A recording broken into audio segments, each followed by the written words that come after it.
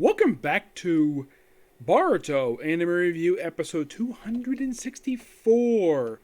This one discussing episode 264 of the anime, Seven Wonders Exhibition Formed.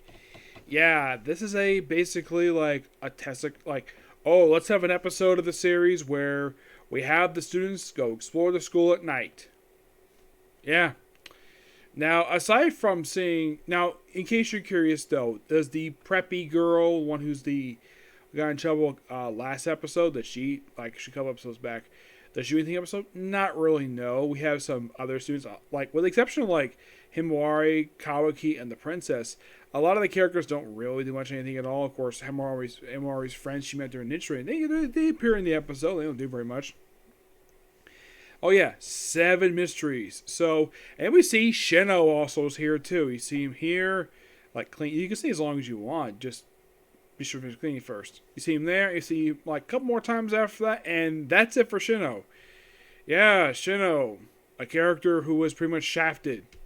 Out of the Hidden League 12, he's probably the one character to get much development over the course of this series. Yeah, that's the thing about Shino. I mean, he's got no girlfriend.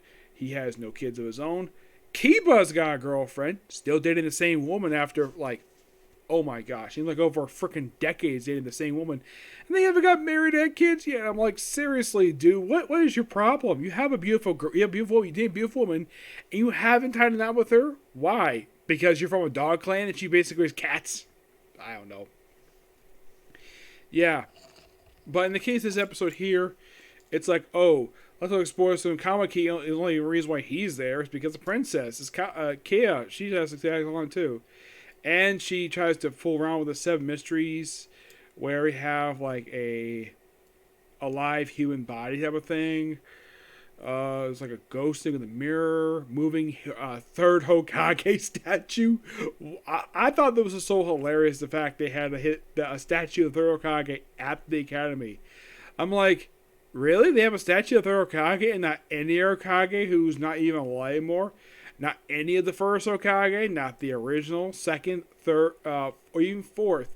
Only the third one. I get the reason, probably the reason why, because for a lot of people in the village, he was probably the only Hokage they knew, because he was a Hokage for a long frickin' time.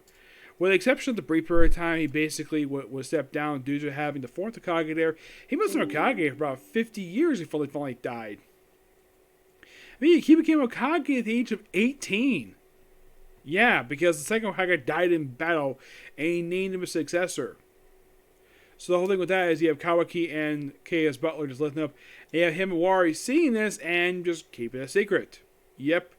And we have these, let's just say we have these animatronic things that look like they move later on.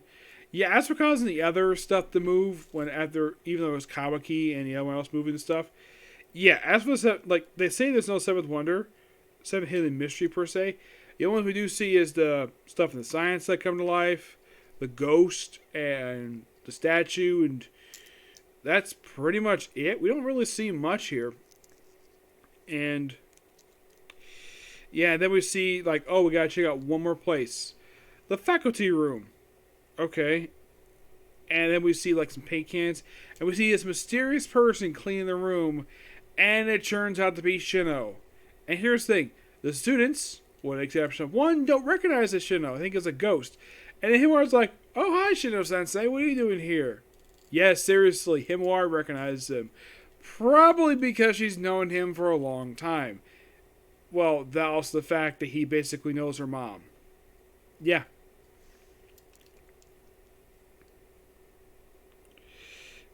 Yeah. So, then of course, after they all leave, everyone having some fun, of course, the next day, and of course, briefly she's here on the veranda, oh yeah, now they're talking about me.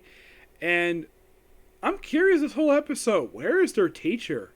Yes, for some reason, I think this is the first episode of this arc she's been absent for. Yes, this is quite strange to say the least. But should be next week. Don't worry about that. This episode was okay.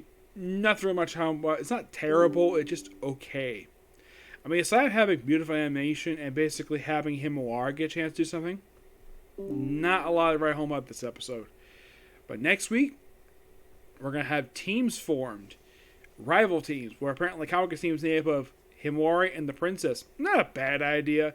Have his adoptive sister and the woman he's also protecting, the princess, be in the same team with each other. Not a bad idea. Should be interesting to say the least. Now, here's a question I have for the anime. How long is this arc going to last for? Because here's the strange thing about this arc. Do you know how many episodes Boruto has appeared so far in this entire arc? The starring character series? 1 episode. Just 1. That was the previous episode. Yeah, that was the only episode he physically appeared in. Which is strange to say the least. I mean, he's the star of the series, and he's absent for a whole story arc. I mean, this is probably the first time this has happened since the Steam Ninja Scrolls arc. That was the last time I could think of where he's absent from almost entire story arc for that one he was there for the start and the ending. The first time this ever happened, we had a story arc in the series where Boruto was mostly absent from the entire arc. It was the center arc. That was the first one. He's there for the beginning.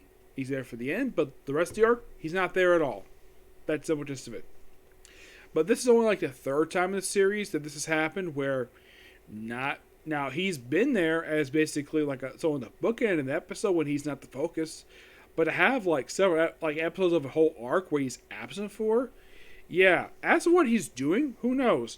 My guess is the reason why I decided to do this arc, and this is my personal theory on the matter, they're probably doing this arc to give the manga more time. How long this arc is going on for, I don't know. The last arc was actually pretty good, but it had some unnecessary parts to it. Yes, for some reason, there was 1 episode I kind of felt this though that they should not have done. Yeah, and this arc has only been going on now for about 6 episodes. Yeah, only 6, which really? Yeah, really. Yeah, so it should be interesting to see how far they're going to go with this. I mean, the previous arc they just recently wrapped up, which basically after having, I think it was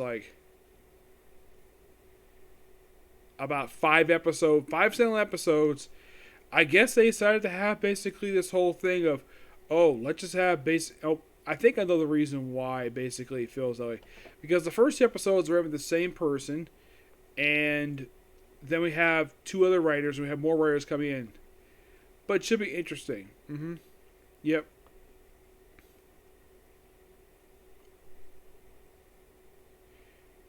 So apparently it's premiering in Japan this season anyways.